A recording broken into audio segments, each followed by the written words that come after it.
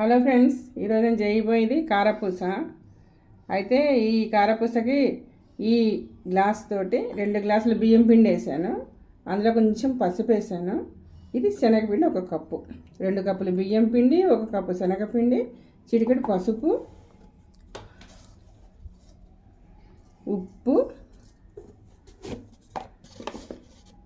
కారం కొద్దిగా వేసుకుంటే సరిపోతుంది. ఇప్పుడు నీళ్ళు పోసుకొని మనము ఆ పూస దిగేటట్టుగా మనకి ఆ కారపూసలో ఎలా పోయి కలపాలంటే సెమీ సాలిడ్గా అలా కలుపుకోవాలండి.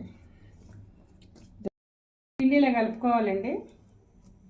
కలుపుకున్న తర్వాత ఈ కారపూస బిళ్ళలో వేసేసుకున్న పిండిని నూనెలో ఒత్తేసుకోవడం.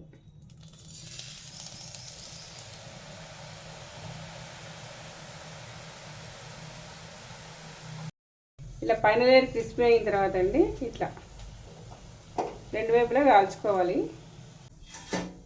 ఇట్లాగా అన్ని చుట్టలు ఇలాగ కారపూసలాగా చుట్టుకోవాలండి.